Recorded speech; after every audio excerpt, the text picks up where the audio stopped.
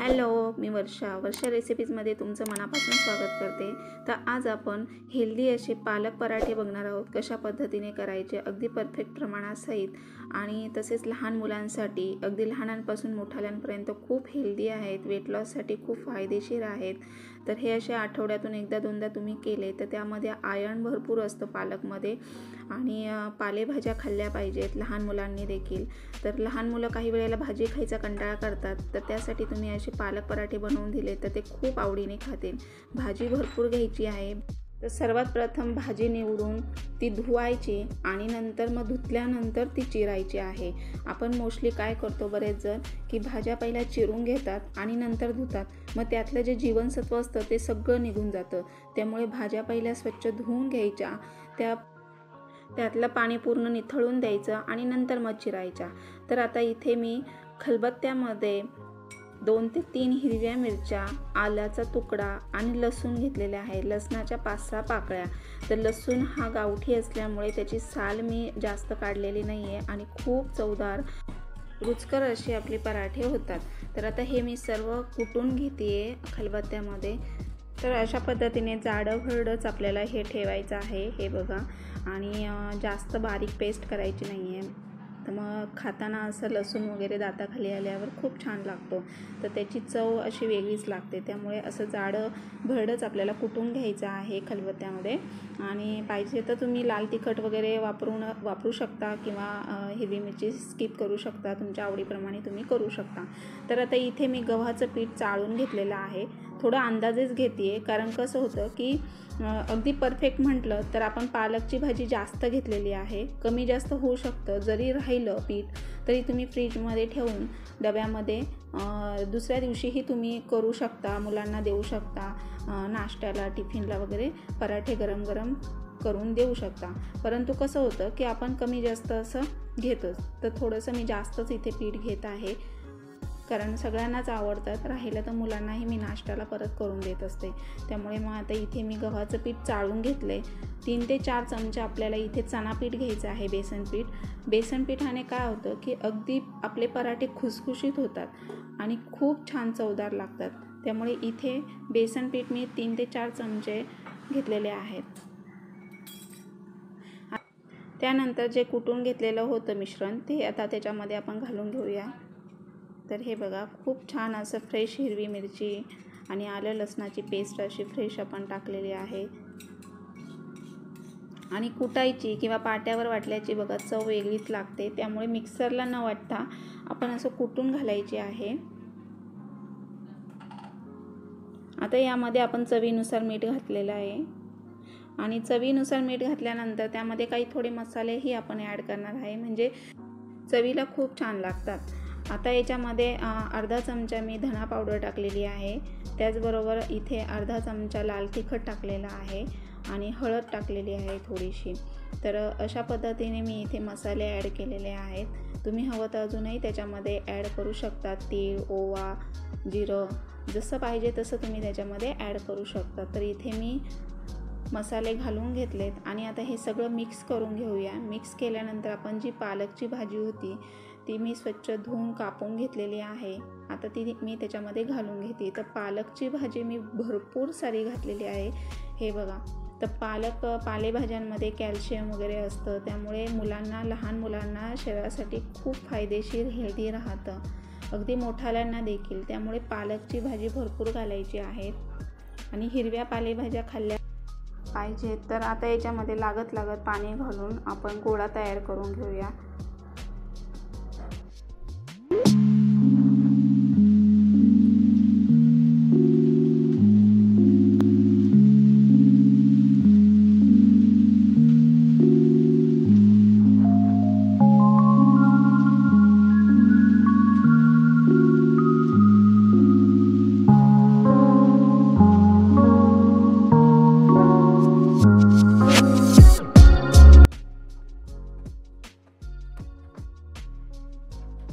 तर आता इथे गोळा तयार करून घेतलेला आहे आणि तुम्ही बघू शकता किती छान अशी हिरवी पालेभाजी असल्यामुळे खूप छान दिसत आहे। तर पराठे खूपच छान होतील।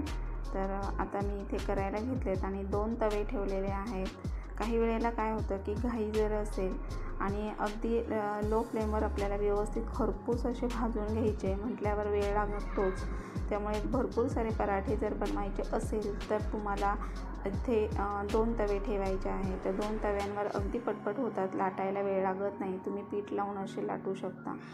तर पाहिजे तसं तुम्ही आकार देऊ शकता. इथे मी गोल आकार दिलेला आहे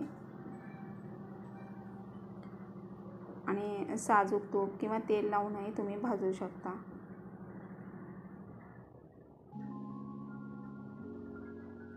तर आता थोडंसं तेल तव्याला लावून घ्यायचं आहे. तवा छान तापल्यानंतर मग पराठा टाकायचा आहे तव्यावर.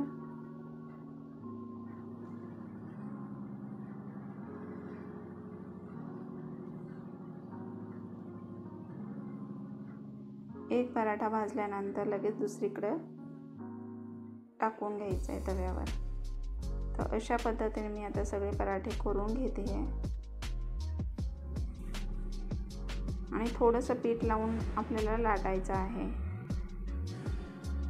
तर आता इथे मी तेल लावते थोडं.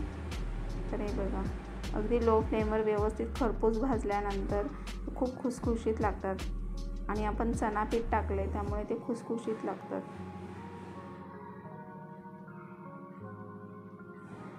तर एक भाजून झाला की लगेच दुसराही तयार होतो. आता मी हा दुसऱ्या तव्यावर भाजून घेणार आहे. तर जास्त करायचे म्हटल्यावर 2 तवे लागतातच, कारण वेळ लागतो.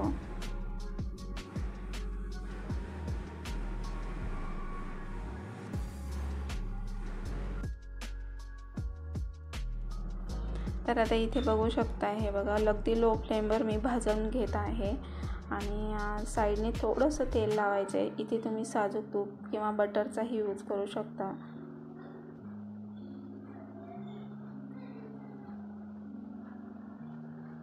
तर खूप छान कलर आलेला आहे पराठ्यांना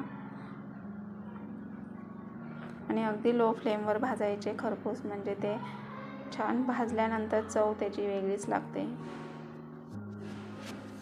तर आता आपला पराठा तयार झालेला आहे. तुम्ही बघू शकताय इथे मी खूप सारे पराठे आता बनवून घेतले. दोन्हीकडे तवे ठेवल्यामुळे पटपट होतात.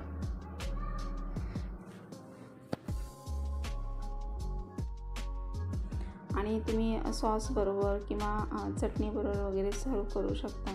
तर आता इथे आपला पराठा छान असा तयार झालेला आहे. मी तुम्हाला काढून दाखवते. बघा, खूप छान कलर आलेला आहे आणि मी खरपूस असं भाजून घेतलेलं आहे.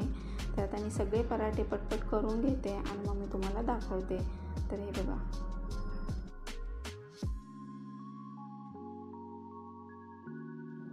तर वरती भाजून झाला की लगेच दुसरीकडे पण तयार होतोच आणि मग तो लगेच दुसऱ्या तव्यावर भाजून घ्यायचा आहे. तर आता मी तुम्हाला स्क्वेअर शेपमध्ये करून दाखवते. चारही बाजू फोल्ड करायच्यात गोळा बनवून घेतल्यानंतर आणि मग आपल्याला स्क्वेअर शेपमध्ये लाटून घ्यायचा आहे. तर अशा पद्धतीने बघा,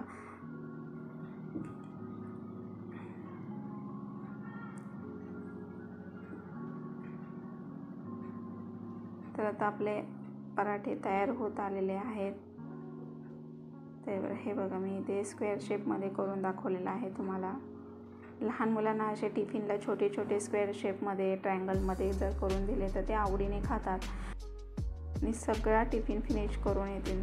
तर आजपासून मुलांचं टेन्शन असं राहणार नाही तुम्हाला. तुम्ही असं पालक पराठे, गोबी पराठा किंवा आलू पराठा, मेथीची भाजी, मेथी पराठा वगैरे असे वेगवेगळे प्रकारचे पराठे करून देऊ शकता. सॉसबरोबर, चटणीबरोबर ते अगदी आवडीने खातील. त्यामुळे मग अशा पद्धतीने जर तुम्ही करून दिले तर सगळ्या भाज्या त्यांच्या पोटात जातील आणि छान हेल्दी, त्यांची स्मरणशक्ती वाढेल आणि हेल्थसाठी खूप फायदेशीर आहे पालेभाज्या. तर अशा पद्धतीनेच लहानपणापासूनच आपण मुलांच्या टिफिनमध्ये असं दिलं तर मुलं हेल्दी राहतात. तर इथे मी अगदी लो फ्लेमवर भाजून घेते आहे आणि खूप खरपूस असे भाजल्यानंतर त्याची चव वेगळीच लागते. तर हे बघा, आता आपले पराठे सगळे करून झालेत आणि खूप सारे पराठे होतात. तुम्ही नाश्त्याला, डिनरला असं करू शकता. तर नक्की ट्राय करून बघा कसे झाले. कमेंट बॉक्समध्ये नक्की सांगा. आवडल्यास शेअर करा. थँक्यू.